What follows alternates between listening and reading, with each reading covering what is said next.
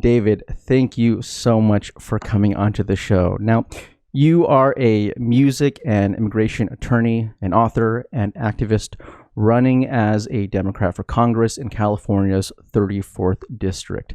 The four cornerstones of your platform include a universal basic income, Medicare for all, the Green New Deal, and a human-centered economy. I'm really, really excited to hear more about your ideas for transforming your district. But first, I'd love to know two things. One, where did your love for public service begin? And two, what moment inspired you to throw your hat into this race? Those are very great two questions to start off with.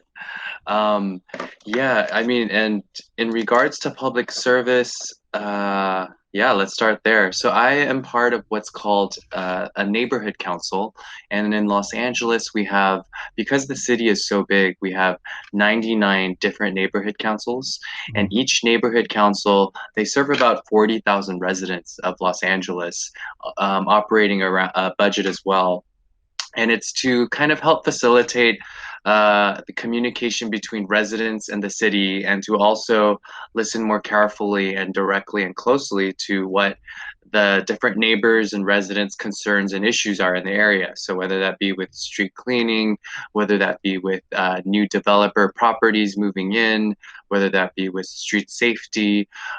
So a lot of the issues that the city council could actually really directly um, kind of address and respond to, but they sort of created this neighborhood council system many years ago to help kind of provide another means of communication with the city. Mhm. Uh, Obviously, there's definitely ways we can increase funding for it, but so that's kind of what I'm a part of, and so it's a neighborhood council position. Our board is 17 elected board members, and we're just elected from a small radius of because there's 99 neighborhood council districts. These neighborhood council districts aren't that big. Mhm. They're probably no more than a couple miles in radius, and so with that, the residents in those each of those district areas get to elect. And so I was elected a board member for District 3 in our neighborhood council district, and then I was unanimously elected as president. Right after being elected to the council. And it opened my eyes in a lot of ways, just to kind of see, because our district, the per capita income is $15,000 a year. Mhm. And so something like a universal basic income would just directly lift people out of poverty, because it's pretty much doubling a lot of people's income by twice. And so, I mean, that's what doubling is. And so it's doubling their income. And so, kind of in the way that while I was being a neighborhood council board member, one of the top priorities for us is to be against and just kind of by default oppose any zoning projects that are coming in, Mhm. because most likely they'll contribute to the gentrification that is happening, to the rising costs of rent, because it doesn't make sense when you're in the sense of in our district, the average rent in our neighborhood council district, the average rent for one bedroom apartment is over $2,000, but then the per capita income is 15,000. It's like, what? You're spending Yeah. all of your money on rent? How is that economically possible? And it's not. Mhm. And that's why people continue to live on debt. That's why people take out more debt. That's why people live with other families in a one bedroom apartment complex here. In my building, there's plenty, and the buildings next to me, there's plenty, and kind of live kind of just experiencing life with different community members, and made me think, holy shit, like everybody like doesn't have equal footing at all. Like, how are these people supposed to achieve and pursue the American dream just as equally as those people who live on the other side of town? Mhm. And it just kind of opened my eyes in a lot of different ways to think, wow, this war against race, against poverty is so real, in Mhm. the sense of like with reversing climate change, who does climate change affect the most? Those who are the Mhm. poorest. I mean, I think they say um, a majority of the tree shade in our population only cover the rich neighborhoods in LA, and we don't have trees in our poor neighborhoods, and so it's a direct effect eventually as well. And so just kind of seeing like how the reality is, Rainier, if you come to LA and you ask somebody, oh, what do you do for a living? I mean, because that's the most common question asked, Mm-hmm. unfortunately. But still, it's a common kind of introductory question to ask. And when you do ask it here, people most likely will say that they have many jobs, Yeah. because now the norm is to have 2 to 3 jobs. Because if you only have one job, how in the world are you going to make pay for rent? Mm-hmm. Like, and it's come to that point where it's like, what? You need to have 2 to 3 jobs just to pay rent and to like live month to month, and that's like barely having savings of a couple or a few hundred if you're fortunate. And so it just made me kind of realize, holy shit, like this is so unfair. Like the people are being taken advantage of to the max. And I want to use different words, but for PC-ness, I won't. But they're being taken advantage of to the max right now. And we're not doing anything about it. And it boggles my mind that people would say that they're not interested in politics or government when it's actually directly affecting their lives to the day-to-day grind. Mm-hmm. And so it Mm-hmm. just made me think, whoa, okay, I'm not somebody that was like to be honest, Rainier, when the whole 2016 Bernie revolution happened, I wasn't caught up into that because I was struggling to make ends meet.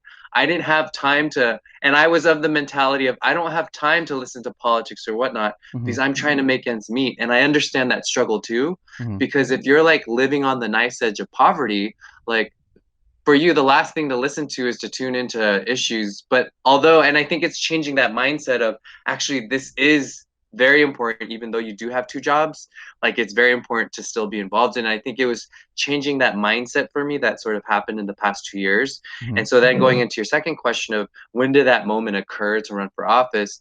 And I think it was slowly a build upon, because what got me to actually run for neighborhood council was campaigning for a Green Party candidate. His name was Kenneth Mejia, and he ran for the same spot I'm running for now. And he's a Green Party candidate, and there's less than 1% registered as Green Party members in our district. Mm-hmm. And he though managed to win 28% of the total vote of the general election. Wow. So it showed you, whoa, a third of the Democrats didn't even vote for their own candidate. They vote for the Green Party guy. And so it just opened my eyes. And Kenneth, I mean, we're pretty much same age, but he's a couple years younger. And when I first learned about his campaign, I received a text from like his text banking team, and he had listed the issues and policies he was fighting for. And I thought, whoa, these are bold progressive policies that I would love to see happen, but to me sort of seems like a fairy tale in a distant land type Mm-hmm. of scenario, where it's like it's going to take us some time to get there. But just to see somebody who is young, passionate, hardcore fighting for it as if it's going to happen tomorrow, and that's what his goal and mission is, it was like, whoa, this is the kind of love and fiery passion we need for people running for office. And so that's why I decided to campaign for him and help him out. Unfortunately, he decided not to run again. And so I really thought that this is the last chance for to push out.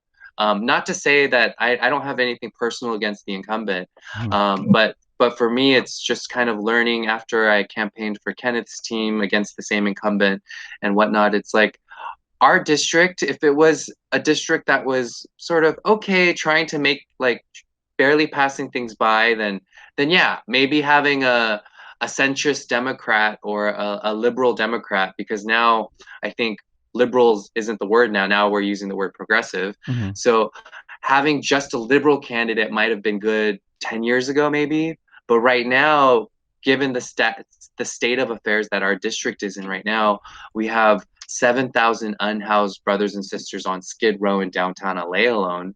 We have 60,000 surplus, probably already near 70,000 in the LA County area. It's like, what are we doing? Like, we need to really walk the walk and can't just continue giving lip service like this every election, election after election. And so I think that's what I really learned from Kenneth. Like, we can't settle for the lukewarm, we can't settle for the average, because our lives depend on it, and our communities depend on it, and our economic power depends on it.